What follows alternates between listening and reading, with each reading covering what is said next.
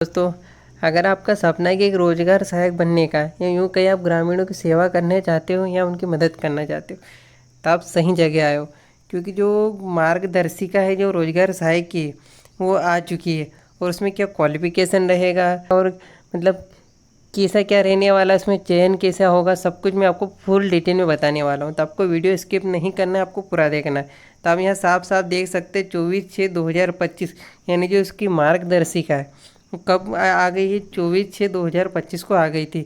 आप यहाँ पे साफ साफ देख सकते हो। और यहाँ पर मार्गदर्शिका 2025 विषयक यानी ये जो इसमें बताया गया है कि रोजगार सहायक की भर्ती के लिए इसमें क्या क्या रहने वाला है, तो आइए हम देख लेते हैं। अगर हम सबसे पहले बात करें अर्हता की यानी इसमें योग्यता क्या क्या रहने वाली है, तो आपको मैं बता देता हूँ।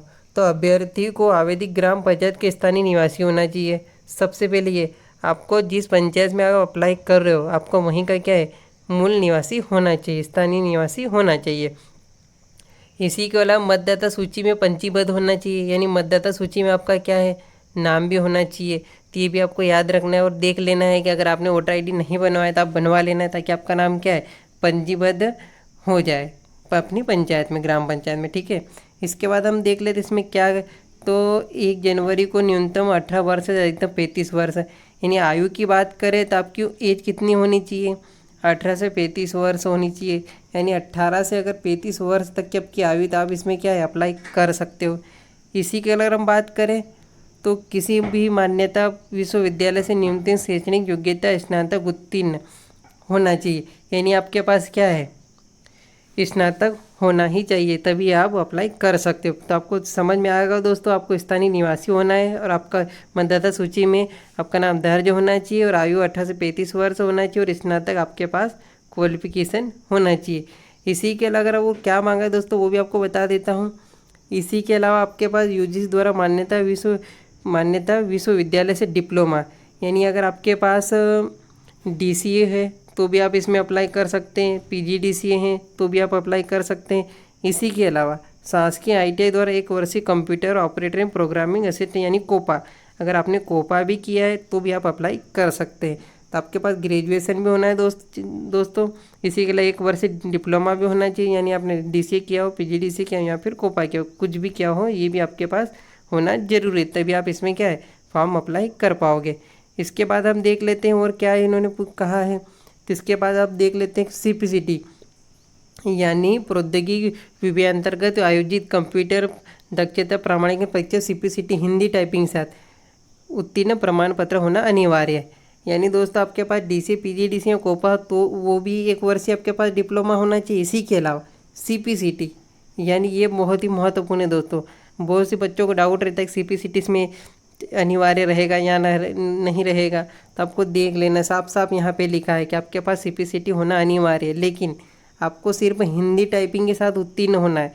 यानी आपने जो इंग्लिश अगर आपके पास नहीं है, अगर आपने हिंदी में अगर सीपीसीटी निकाला हुआ है तो आप इसमें अप्लाई कर पाओगे।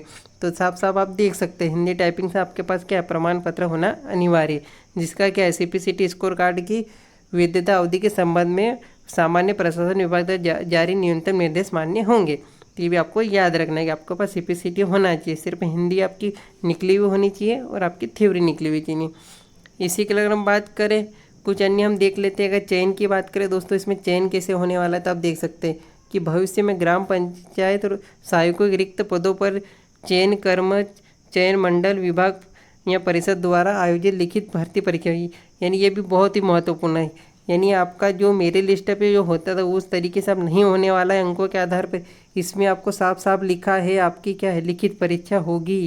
क्या होगी इसमें, आपकी लिखित परीक्षा होगी। कौन लेगा, या तो आपका ईएसबी लेगा या विभाग या फिर परिषद द्वारा आयोजित कोई भी एक, मतलब इसमें क्या है, लिखित परीक्षा आपकी इसमें होने वाली है। तो आपको याद रखना है इसमें क्या है, लिखित परीक्षा आपकी होगी। इसी के अलावा दोस्तों बस जो महत्वपूर्ण जो चीज़ें वो मैंने आपको बता दी है। आपको क्या है, आपका आपको निवासी होना है पंचायत का। इसी के अलावा आपकी एज कितनी होना है, 18 से 35 वर्ष होनी चाहिए। और आपके पास क्या वोटर आईडी यानी आपका स्थानीय जो आपका जो निवासी वहाँ पे क्या है, आपका वोटर आईडी में आपका नाम क्या दर्ज होना चाहिए। इसके साथ ग्रेजुएशन होना चाहिए और 1 वर्ष डिप्लोमा होना चाहिए, डीसीए पीजीडीसी या फिर कोपा। और इसी के अलावा क्या दोस्तों, सीपीसीटी होना चाहिए हिंदी के साथ। अगर हिंदी आपने निकाली हुई तो आप अप्लाई कर सकते हो। तो दोस्तों आपको तैयारी में लग जाना। इसी के अलावा सिलेबस की बात करें दोस्तों, तो सिलेबस आप यूँ मान के चलिए आपका इसमें कंप्यूटर पे पूछा जाएगा शायद से, यूँ मान के चलिए, क्योंकि कंप्यूटर ही आजकल क्या ऑनलाइन इनके काम रहते हैं रोजगार सहायक को, तो आपका कंप्यूटर पूछा जाएगा।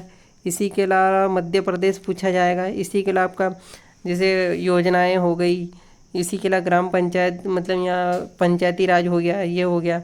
इसी के अलावा यहाँ यूँ मान के चले रीजनिंग भी आपको पूछा जा सकता है। बस यही है दोस्तों। और इसका जो संशोधित होकर एक जो नई मार्गदर्शिका आने वाली है दोस्तों कुछ दिनों बाद, तो अगर वो आ जाएगी वो भी मैं आपको बता दूंगा, तो आपको चैनल को सब्सक्राइब कर लेना है।